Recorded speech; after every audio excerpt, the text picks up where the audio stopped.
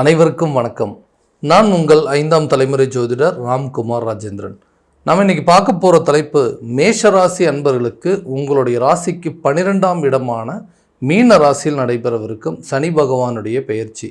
இந்த நிகழ்வு மார்ச் மாதம் 29ஆம் தேதி நடைபெறவிருக்குங்க. ஸோ சனி பகவான் நீதிமான் என்று அழைக்கக்கூடியவர், கர்ம வினைகளுக்கேற்ப அதனுடைய பலன்களை கொடுக்கக்கூடியவர். ஸோ இந்த நிகழ்வு மேஷராசி அன்பர்களுக்கு விரயச்சனி என்று அழைக்கக்கூடிய இந்த நிகழ்வு. ஸோ சனி உங்களுடைய ராசிக்கு 10 மற்றும் 12ஆம் இடத்திற்கான அதிபதிங்க. ஸோ இந்த சனி பகவானுடைய பார்வை எப்படின்னு பார்த்தீங்கன்னா, ஒருத்தருக்கு இந்த உங்கள் மேஷ ராசிக்காரர்கள் அப்படின்னாவே இந்த 2, 6 மற்றும் 9 ஆகிய 3 வீடுகளுக்கு உங்கள் சனி பகவானுடைய பார்வையானது இருக்குங்க. ஸோ இது வரைக்கும் இந்த நிகழ்வுகள், அதாவது சனி பகவானுடைய பயிற்சி மேஷ ராசி அன்பர்களுக்கு எந்த விதமான அற்புதங்கள் மற்றும் சிறப்பு பலன்களை கொடுக்க போகுது அப்படிங்கிறத இந்த காணொலியில் தெளிவாகவும் துல்லியமாகவும் பார்க்கலாங்க. நம்ம சேனலை ஃபஸ்ட் டைம் பார்க்குறவங்க அதை சப்ஸ்கிரைப் பண்ணிக்கோங்க. பெல் பட்டனை கிளிக் பண்ணி ஆல் அப்படிங்கிற ஆப்ஷன் கொடுத்துக்கோங்க. மேஷ ராசி அன்பர்கள் செவ்வாய் பகவானை அதிபதியாக கொண்டவர்கள். ஸோ எல்லா விஷயத்தையுமே ரொம்ப ஸ்ட்ராங்காக செய்யக்கூடிய ஒரு நபர்கள், தைரியசாலிகள் அப்படின்னு சொல்லாங்க, துணிச்சல் மிக்கவர்கள். ஏன்னா செவ்வாய் பகவான் அப்படின்னு சொன்னாவே இந்த போர்ப்படை தளபதி என்று அழைக்கக்கூடிய ஒரு நவகிரகங்களின் தளபதி கிரகம். ஸோ இந்த கிரகத்துடைய அமைப்பு இருக்கும்போது தன்னை எப்போவுமே ஆக்டிவாக வச்சுக்கணும் அப்படின்னு நினைக்கக்கூடிய நபர்கள், சுறுசுறுப்பாக இருக்கணும், மற்றவங்க முன்னாடி நம்ம எப்போவுமே சோர்வாக இருக்கக்கூடாது. ஸோ எந்த வேலையுமே ரொம்ப சுறுசுறுப்பாக செயல்படக்கூடிய நபர்கள், ஹெல்ப் பண்ணுறதுலையும் சரிங்க, ஒரு காரியத்தை செய்து முடிக்கக்கூடியதுலையும் சரி ரொம்ப ஆக்டிவாக இருப்பாங்க. அதே மாதிரி எல்லாத்துக்கும் ரொம்ப ஹெல்ப் பண்ணி அந்த விஷயத்துக்கு, அதாவது இவர்கிட்ட சொன்னால் இந்த வேலை கண்டிப்பாக செஞ்சு முடிச்சிருவார், இவர்கிட்ட சொன்னால் இந்த ஹெல்ப் நமக்கு கட்டாயம் கிடைக்குன்னு சொல்லி மற்றவங்க எல்லா விதத்துலையும் இவங்க பயன்படுத்திக்கக்கூடிய அளவுக்கு தான் சூழ்நிலை ஓடிட்டுருக்குங்க. ஸோ கடந்த சில காலகட்டங்களில் பார்த்திங்கன்னா அவங்களுடைய ஜென்மஸ்தானத்தில் இருந்த ராகு பகவான், அதே போல் ஜென்மத்தில் இருந்த குரு, இந்த நிகழ்வுகள்லாம் நிறைய மாற்றங்கள் அப்படிங்கிறது கொடுத்துருக்குங்க. நிறைய விஷயங்கள் வாழ்க்கையில் தடைப்படக்கூடிய அளவுக்கு சில சூழ்நிலைகள் அப்படின்னு நடந்திருக்கும். ஸோ இப்போ வரக்கூடிய சனி பகவானுடைய பயிற்சி உங்கள் ராசிக்கு 12ஆம் இடம், அதே போல் மேஷ ராசிக்கு விரயச்சனி என்று அழைக்கக்கூடிய ஒரு நிகழ்வுங்க. இந்த விரயச்சனி காலகட்டங்களில் இந்த மேஷராசி என்பவர்களுக்கு சில நிகழ்வுகள் அப்படிங்கிறது பெரிய மாற்றங்களை கொடுக்க போகுது.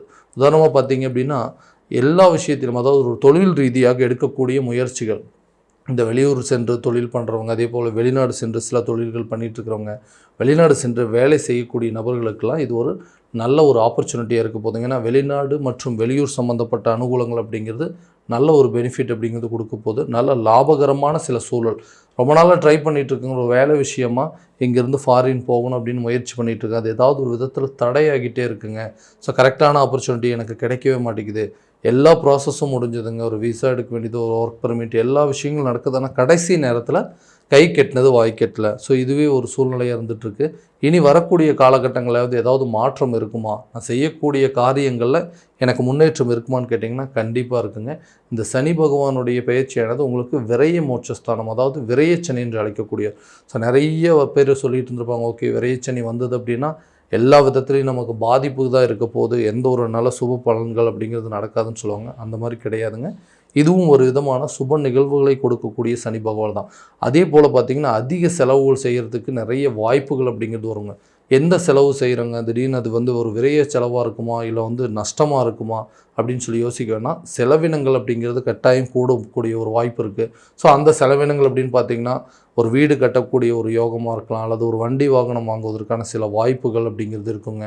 இல்லை ஒரு பொருட்கள் வாங்கக்கூடிய ஒரு சூழல், ரொம்ப நாளாக ஒரு இடம் வாங்கணும் அப்படின்னு முயற்சி பண்ணுறேன், அந்த மாதிரி ஒரு நிலை அப்படிங்கிறது வரமாட்டேங்குது. ஸோ இந்த மாதிரி செலவினங்கள் எல்லாமே பார்த்திங்கன்னா உங்களுக்கு சுப செலவுகளை மாறக்கூடிய காலகட்டமாக இருக்க போதுங்க.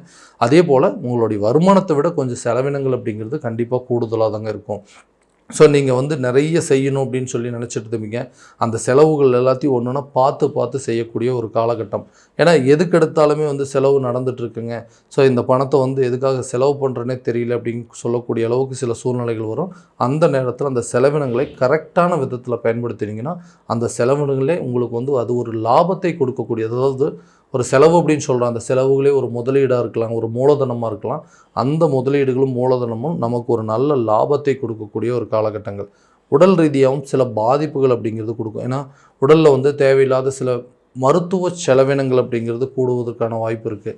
இன்னும் நிறைய விஷயங்கள், ஹாஸ்பிட்டல் செலவெல்லாம் வந்துக்கிட்டே இருக்குங்க. ஸோ இதுக்கு மேலே அதே செலவுகள் இருக்குன்னா இப்போ செய்யக்கூடிய செலவினங்கள் கூட உங்கள் மருத்துவ ரீதியாக எடுக்கக்கூடிய முயற்சிகளும் ஒரு நல்ல முன்னேற்றம் அப்படிங்கிறது இருக்கும். நிறைய பேர்த்துக்கு வந்து இந்த வேலை விஷயமா வந்து வெளியூர் வெளிநாடு ட்ரை பண்ணிகிட்ருக்குங்க.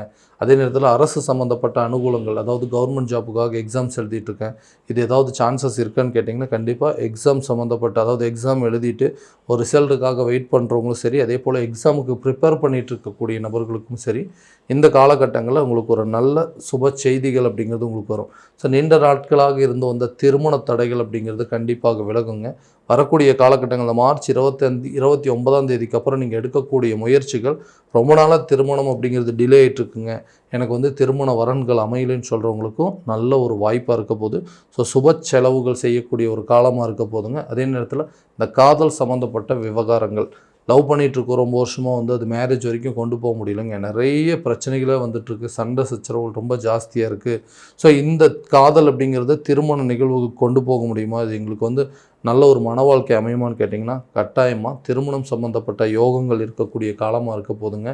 ரொம்ப நாளாக லவ் பண்ணிகிட்ருக்கிறவங்க கூட மேரேஜ் பண்ணுவதற்கான சில வாய்ப்புகள் அப்படிங்கிறதும், குழந்தை பாக்கியம் இல்லாத தம்பதியினருக்கு குழந்தை பாக்கியம் கண்டிப்பாக ஏற்படுங்க.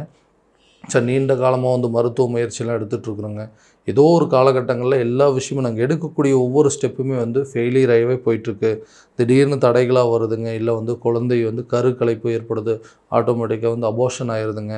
ஸோ ஹாஸ்பிட்டல் போயிட்டு இந்த ஐவிஎஃப் செயற்கை கருத்தரிப்பு மூலமாக கூட நிறைய முயற்சிகள்லாம் பண்ணிட்டோம், எந்த விதத்துலேயும் பலன் அளிக்கலை, எல்லாமே வந்து வீண் செலவுகளாக தான் வச்சுங்க. ஸோ எங்களுக்குன்னு ஒரு குழந்தை பாக்கியம் இல்லைன்னு எங்கிட்டு இருக்கிறவங்களுக்கு குழந்தை பாக்கியம் சம்மந்தப்பட்ட அனுகூலங்கள் கட்டாயமாக இருக்குங்க. வீடு கட்டுவதற்கான வாய்ப்புகள் அப்படிங்கிறதும், அந்த கட்டிகிட்டு இருக்கிற வீட்டு வேலையை கட்டாயமாக முடிக்கக்கூடிய காலம், புதிய சொத்துக்களுக்கு உண்டான சேர்க்கை, ஒரு வண்டி வாகனம் வாங்கணும் அப்படின்னு எடுக்கிற முயற்சிகள்லாம் இந்த காலகட்டங்களில் கண்டிப்பாக நடக்குங்க. ஏன்னா ஏதோ ஒரு விதத்தில் நமக்கு நடக்கக்கூடிய ஒரு இழப்பினங்கள், அதாவது வந்து ஒரு செலவுகளோ ஒரு நஷ்டத்தையோ தவிர்க்கக்கூடிய ஒரு காலம் இந்த காலகட்டங்களில். உங்களுக்கு தேவையான சில சுப செலவுகள், உங்களுக்கு என்னென்ன வாங்கணும்னு நினைக்கிறீங்களோ, எந்தெந்த விஷயத்தை செயல்படுத்தணும்னு நினைக்கிறீங்களோ அதுக்கு உண்டான விஷயங்களெல்லாம் நீங்கள் பண்ணலாம். ஸோ நிறைய பேர்த்துக்கு சரியாக வேலையும் இல்லை, தொழிலும் அமையலை. ஸோ இந்த காலகட்டங்களில் எப்படி சார் செலவினங்கள்லாம் இருக்கும் அப்படின்னு கேட்டிங்கன்னா, இந்த காலகட்டங்களில் உங்கள் செலவினங்களை சமாளிக்கக்கூடிய அளவுக்கு உங்களுக்கு வருமானங்கள் அப்படிங்கிறது கட்டாயமாக இருக்கும்போது, புதிய வேலை கிடைப்பதற்கான முயற்சியும், வெளிநாடு வெளியூர் சம்மந்தப்பட்ட வாய்ப்புகள் அப்படிங்கிறதும், ஒரு வேலையில் இருக்கிறவங்க வேறு ஒரு வேலைக்கு சேஞ்ச் பண்ணிட்டு போகிறதுக்கான சூழல் அப்படிங்கிறதெல்லாம் கண்டிப்பாக அந்த சனி பயிற்சியில் உங்களுக்கு நல்ல ஒரு யோகத்தை கொடுக்குங்க. ரொம்ப நாளாக வந்து கணவன் மனைவிக்கிடையே கருத்து வேறுபாடுகள் வந்துகிட்டே இருக்குது, 2 பேருமே பிரிந்து வாழ்ந்துட்டுருக்குறாங்க, ஒரு நல்ல அண்டர்ஸ்டாண்டிங்கே இல்லை, யாரோ ஒருத்தருடைய பிரச்சனையை எடுத்து வச்சு பேச ஆரம்பித்து கடைசியில் அது எனக்கு வீட்டில் வந்து ஒரு பெரிய பெரிய பிரளயமாகவே மாறிடுச்சு. வீட்டில் இருக்கிறவங்கள பற்றி பேசுகிற ஒரு மாமனார் மாமியாரை பற்றி தேவையில்லாமல் குறை சொல்கிறதும், அதே போல் கணவர் மனைவியை பற்றி குறை சொல்கிறதும், மனைவி கணவனை பார்த்து குறை சொல்கிறதும் பெரிய வாடிக்கையாக இருக்குது. இதனால் குழந்தைங்களுடைய ஆரோக்கியத்திலையோ, ஸோ கணவன் மனைவிக்குள்ளே இருக்கக்கூடிய நல்ல ஒரு அண்டர்ஸ்டாண்டிங் அப்படிங்கிறதெல்லாம் ரொம்ப நாளாக இல்லாமே இருக்குங்க. இந்த சண்டை சச்சரவுகள்லாம் தீரக்கூடிய காலமாக இருக்க போதுங்க. ஒரு புதிய பிஸ்னஸ் ஸ்டார்ட் பண்ணணும் அப்படின்னா கூட இந்த நேரத்தில் நீங்கள் ட்ரை பண்ணுறது ரொம்ப நல்லா இருக்குங்க. அது ஒரு நல்ல பலன் அப்படிங்கிறது கொடுக்கும். போட்ட பணத்தை வந்து முதலீடுகளில் வந்து எந்த லாபமுமே கிடைக்கலைங்க, ரொம்ப நாளாக வந்து தேங்கி போய் கிடக்கு. என்னுடைய தொழில் ரீதியாக நான் போட்ட முதலீடுகள் சரி, அல்லது சொத்துக்களில் போட்ட முதலீடுகளும் சரி, பெரிய ரிட்டர்ன்ஸ் எதுவுமே கொடுக்காமல் இருக்குது. ஸோ இந்த மாதிரி காலகட்டங்களில் இதை விற்பனை செய்யக்கூடிய வாய்ப்புகள் இருக்கா, அல்லது புதுசாக ஏதாவது ப்ராப்பர்ட்டி வாங்குறதுக்கான ஆப்பர்ச்சுனிட்டி இருக்குன்னு கேட்டிங்கன்னா நிச்சயமாக இருக்குங்க. ஸோ புதிய சொத்துக்களுக்கு உண்டான சேர்க்கையும், பழைய சொத்துக்கள் விற்பனை பண்ணுறதுக்கான வாய்ப்புகள் அப்படிங்கிறது இருக்கும். வம்பு வழக்கு பிரச்சனைகள், கோர்ட்டு கேஸ் பிரச்சனை சம்மந்தப்பட்ட விஷயங்கள் கூட உங்களுக்கு ஒரு நல்ல அனுகூலத்தை கொடுக்கக்கூடிய ஒரு காலமாக இருக்க போதுங்க. நிறைய விஷயங்கள் நல்ல லாபகரமான சூழல் அப்படிங்கிறது கொண்டு வரும். இருந்தாலும் ஆரோக்கியம் சார்ந்த விஷயத்தில் நான் கண்டிப்பாக வந்து கவனம் அப்படிங்கிறது தேவைப்படுது. ஆன்மீக காரியங்களில் நிறைய ஈடுபடுவதற்கான வாய்ப்புகள் அப்படிங்கிறது இருக்குங்க. வெளியூரோ அல்லது கோயிலுக்கு போயிட்டு வர்றது, இல்லை சுற்றுலா சென்றுவதற்கான சில சூழல் அப்படிங்கிறது நிச்சயமாக இருக்குது. ஸோ மனசை ஒரு நிலையை வச்சுக்கிட்டு இந்த வரக்கூடிய செவ்வாய் பயிற்சி, அதாவது சனி பகவானுடைய பயிற்சியில் எந்த ஒரு தொந்தரவும் இல்லாமல் இருக்கணும் அப்படின்னா கண்டிப்பாக உங்களுடைய இந்த சனி பகவானுடைய வழிபாடுகள் அப்படிங்கிறது கட்டாயம் சனிக்கிழமை தோறும் நீங்கள் பண்ணுறது ஒரு நல்ல பலன் அப்படிங்கிறது கொடுக்குங்க. ஸோ திருமண யோகமும், அதே போல் வீடு கட்டுறதுக்கான வாய்ப்பு, ஒரு புதிய வேலையில் சேர்கிறதுக்கான சூழல், பிரிந்த கணவன் மனைவி ஒன்று சேருவதற்கான ஒரு சில வாய்ப்புகள், குழந்தை பாக்கியம் இல்லாதவர்களுக்கு குழந்தை பாக்கியம் ஏற்படுவதற்கான சில வாய்ப்புகள் அப்படிங்கிறதெல்லாம் கண்டிப்பாக இருக்க போது. அதே போல் புதிய சொத்துக்களுக்கு உண்டான சேர்க்கையும், வண்டி வாகனம் வாங்குவதற்கான யோகமும், நடந்துகிட்ருக்கிற வீட்டு வேலையை கட்டாயமாக அந்த சனிப்பயிற்சி காலகட்டங்கள்லேயே நீங்கள் அந்த வீட்டு வேலையை முடித்து உங்களுடைய வீட்டில் வந்து குடியேறுவதற்கான சில சூழல் அப்படிங்கிறது இருக்குங்க. விரயங்களை போக்க சில சுப விரயங்கள் நடக்கக்கூடிய வாய்ப்பு, அதற்குண்டானபடி உங்களுடைய வருமானங்கள் அப்படிங்கிறது போதுமான அளவுக்கு கட்டாயமாக இருக்கும். ஸோ குழந்தைங்களுடைய கல்வியில் இதுவரைக்கும் இருந்த மந்த நிலைகள் அப்படிங்கிறது விலகுங்க. இந்த ஞாபக மறதிங்க, தேவையில்லாமல் வந்து கல்வியில் நாட்டம் இல்லாமல் இருக்கக்கூடிய சூழல், இந்த மாதிரி நிலைகள் எல்லாமே கண்டிப்பாக படிப்படியாக குறையக்கூடிய காலகட்டமாக இருக்க போகுது. தனம் சம்மந்தப்பட்ட தடைகள் உங்களுக்கு கண்டிப்பாக அகலுங்க. நோய் நொடி இல்லாத வாழ்க்கையும் அதே போல் பார்த்திங்கன்னா எதிர்பாராத சில பொருள் வரவுகள் மற்றும் தன வரவுகள், பூர்வீக சொத்துக்களும் தந்தை மற்றும் தாய் வழி சொத்துக்கள் உங்கள் கைக்கு வந்து சேரக்கூடிய ஒரு காலகட்டமாக இருக்க போது. பெண்களுக்கு கண்டிப்பாக இந்த குடும்பம் சார்ந்த விஷயங்களில் இதுவரை இருந்து வந்த மனக்கசப்புகள் அப்படிங்கிறது கொஞ்சமாக விலகுங்க. என்னென்னா எதுக்கெடுத்தாலுமே வந்து வீட்டில் குடும்பத்தில் வந்து ஒரு நிம்மதியே இல்லைங்க. சண்டை போடுறோம், இல்லைன்னா வந்துட்டு யாருமே ஒருத்தருக்கு ஒருத்தர் பேசிக்காமல் இருக்கிறோம். ஸோ நம்மளுடைய வேல்யூ, அதாவது நம்மளுடைய வார்த்தைக்கு அங்கே மதிப்பில்லாத அளவுக்கு சில சூழ்நிலை ஓடிட்டுருக்குங்க. இதனால் வந்து யாரை சமாளிக்கிறதுனே தெரில. கணவனை சமாளிக்கிறதா, இல்லை கணவன் வழி வந்து உறவுகளை சமாளிக்கிறதா, தாய் அதாவது மாமனார் மாமியார் இல்லை நாத்தனார் குழந்தனார் இவங்களுடைய பிரச்சனைகள், இவங்க வந்து நமக்கு எந்த ஒரு விதத்துலையும் மதிப்பே கொடுக்க மாட்டேங்குது. நம்மளுடைய வார்த்தைக்கு நம்மளுடைய வாழ்க்கைக்கு ஒரு வேல்யூ இல்லாமல் இருக்குது. ஸோ இதனால் வந்துட்டு எல்லாருமே நம்மள நிறைய விதத்தில் குறை சொல்கிற மாதிரி சில சூழ்நிலைகள் நடந்துகிட்ருக்குங்க. இந்த மாதிரி நிலைகள்லாம் கட்டாயம் மாறும். அதே போல் விவசாயம் சார்ந்த சில விஷயங்களில் சின்னதாக வந்து பார்த்திங்கன்னா நல்ல ஒரு முன்னேற்றம் அப்படிங்கிறது இருக்குங்க. இழப்புகளை கட்டாயமாக தவிர்த்துருவீங்க. அதாவது பெரிய நஷ்டத்திலிருந்து தவிர்த்து அதாவது நம்ம செய்யக்கூடிய விவசாய முறைகள் கூட நல்லபடியாக ஒரு ஒரு ஒரு அதாவது ரிட்டர்ன்ஸ் கொடுக்கக்கூடியது, ஒரு லாபத்தை கொடுக்கக்கூடிய அளவுக்கு இந்த நிலைகள் அப்படிங்கிறது மாறப்போகுதுங்க. ஸோ இது வரைக்கும் இருந்து வந்ததெல்லாம் பார்த்தீங்கன்னா உங்களுக்கு வந்து இந்த சனி அப்படிங்கிறது உங்களுக்கு ஒரு விரைய சனியாக இருக்க போது. இந்த விரைய சனி காலகட்டங்களில் இதனுடைய பலன்கள் அப்படின்னு பார்த்தீங்கன்னா சுமார் 70% வரைக்கும் உங்களுக்கு கட்டாயமாக ஒரு நல்ல பலனை மட்டும்தான் கொடுக்க போதுங்க. ஸோ விரயங்களை போக்க சுப விரயங்கள் செய்யுங்க. இந்த விரைய சனி உங்களுக்கு கண்டிப்பாக ஒரு நல்ல பலன் அப்படிங்கிறது கட்டாயமாக கொடுக்குங்க. ஸோ இது வரைக்கும் நம்ம பார்த்தது எல்லாமே கோச்சார ரீதியான பலன்கள் மட்டும்தாங்க. இந்த பலன்கள் அனைத்து உங்களுக்கு நடக்குமா அப்படின்னா உங்களுடைய சுய ஜாதகத்தை தெளிவான முறையில் தெரிஞ்சுக்கிட்டு அதற்குண்டானபடி ஒவ்வொரு முயற்சிகள் எடுக்கும்போது அது கட்டாயமாக உங்களுக்கு ஒரு நல்ல பலன் அப்படிங்கிறது கொடுக்குங்க. ஸோ உங்களுடைய ஜாதகத்தை எங்கிட்ட பார்க்கணும் அப்படின்னு விருப்பப்பட்டீங்கன்னா கீழே தெரியிற நம்பருக்கு கான்டாக்ட் பண்ணி அப்பாயின்மெண்ட் ஃபிக்ஸ் பண்ணிக்கோங்க. அப்படி இல்லையா உங்களோட ஜாதகத்தை வாட்ஸ்அப் மூலமாக அனுப்பிச்சி வச்சிங்க அப்படின்னா தெளிவான முறையில் கணிச்சு துல்லியமான பலன்கள் அப்படிங்கிறது உங்களுக்கு தெரியப்படுத்தப்படுங்க. மீண்டும் அடுத்த காணொளியில் உங்களை சந்திக்கும் வரை உங்களிடமிருந்து விடைபெறுவது உங்கள் ராம்குமார் ராஜேந்திரன். நன்றி.